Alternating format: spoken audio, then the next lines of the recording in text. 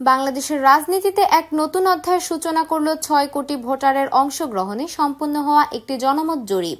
যখন চারদিকে গুম, খুন, ধর্ষণ ও চাঁদাবাজির অভিযোগে রাজনৈতিক পরিবেশে উত্তপ্ত, ঠিক তখনই অন্তর্বর্তীকালীন সরকারের প্রধান উপদেষ্টা ঘোষণা করলেন আগামী বছরের ফেব্রুয়ারিতে জাতীয় নির্বাচন অনুষ্ঠিত হবে।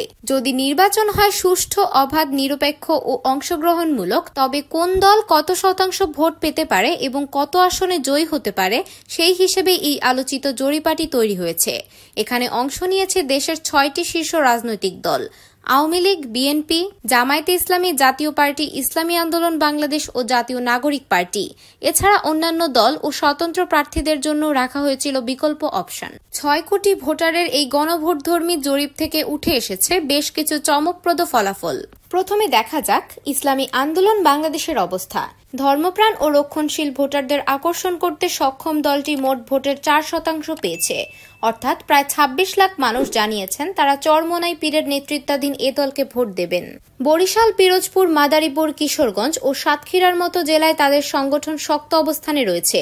ফলে দলটি আগামী নির্বাচনে ৬ থেকে ৯টি আসন পেতে পারে বলে ধারণা করা হচ্ছে। এরপর জাতীয় পার্টির চিত্র।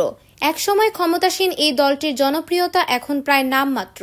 তারা পেয়েছে মাত্র ২% ভোটারের সমর্থন, যা প্রায় ১৩ লাখ মানুষের সমান। রংপুর, গাইবান্ধা ও সিরাজগঞ্জে কিছু ব্যক্তিকেন্দ্রিক জনপ্রিয়তা থাকলেও জাতীয় রাজনীতিতে তাদের অবস্থান দুর্বল। তাই তাদের আসন সংখ্যা ১ থেকে ২ এর বেশি হবে না বলেই জরিপে ইঙ্গিত এসেছে। তৃতীয় অবস্থানে এসেছে নতুন প্রজন্মের কণ্ঠস্বর হিসেবে আত্মপ্রকাশ করা জাতীয় নাগরিক পার্টি এনসিপি। বৈষম্য বিরোধী ছাত্র আন্দোলন থেকে উঠে আসা এই দলটির পক্ষে দাঁড়িয়েছে মোট ভোটের ৬%, যা প্রায় ৩৯ লাখ ভোট। তরুণ নেতা নাহিদ ইসলামের নেতৃত্বে এনসিপি শহরের তরুণ সমাজে দ্রুত জনপ্রিয় হয়ে উঠলেও গ্রামীণ অঞ্চলে প্রভাব এখনো সীমিত। জরিপ বলছে তারা ১০ থেকে ১২টি আসন পেতে পারে। অন্যদিকে বিএনপির অবস্থা একেবারেই ভিন্ন। দীর্ঘ সময় ধরে নেতৃত্ব সংকট ও সাংগঠনিক দুর্বলতায় জর্জরিত এ দলটি পেয়েছে মোট ভোটের ১১% সমর্থন। প্রায় ৭১ লাখ ভোটার জানিয়েছেন তারা বিএনপিকে ভোট দেবেন, কিন্তু মাঠ পর্যায়ে দুর্বল উপস্থিতি ও অভ্যন্তরীণ দ্বন্দ্ব তাদের জন্য বড় বাধা। ফলে আগামী নির্বাচনে বিএনপি ২৫ থেকে ৩০টিরও বেশি আসন পেতে পারবে না বলে অনুমান করা হচ্ছে, অর্থাৎ তাদের সরকার গঠনের সম্ভাবনা নেই। একই সময়ে শক্তিশালীভাবে ফিরে এসেছে বাংলাদেশ জামায়াতে ইসলামী। তারা মোট ভোটের ১৪% সমর্থন পেয়েছে, যা প্রায় ৯১ লাখ ভোটের সমান। বরিশাল, সিলেট, রাজশাহী ও ব্রাহ্মণবাড়িয়ার মতো অঞ্চলে তাদের সাংগঠনিক ভিত্তি সুদৃঢ়। ধর্মীয় ইস্যুতে কঠোর অবস্থান ও মাদ্রাসা ভিত্তিক সমর্থন তাদের জনপ্রিয়তায় নতুন মাত্রা যোগ করেছে। জরিপ বলছে জামায়াত ৪৫ থেকে ৫০টি আসন পেতে পারে এবং এমনকি সরকার গঠনের মতো অবস্থানেও যেতে পারে। সবশেষে সবচেয়ে বড় বিষয় নিয়ে এসেছে বাংলাদেশ আওয়ামী লীগ। সাবেক প্রধানমন্ত্রী শেখ হাসিনার নেতৃত্বে দলটি পেয়েছে মোট ভোটের ৬০% সমর্থন, অর্থাৎ প্রায় ৩,৯০ লাখ ভোটার জানিয়েছেন তারা আওয়ামী লীগকেই বেছে নেবেন।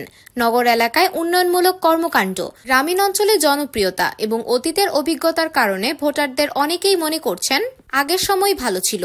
তাই জরিপে বলা হচ্ছে তারা সংসদের প্রায় ২০০টি আসনে জয়ী হতে পারে। এছাড়া অন্যান্য দলগুলো মিলিয়ে ৩% ভোট পেয়েছে, যা প্রায় ১৯ লাখ ভোটারের সমান। স্বতন্ত্র ও আঞ্চলিক প্রার্থীরা মিলে সংসদে ৫ থেকে ৭টি আসন জিততে পারে বলে ধারণা করা হচ্ছে। এখন মূল প্রশ্ন, সরকার গঠন করবে কারা?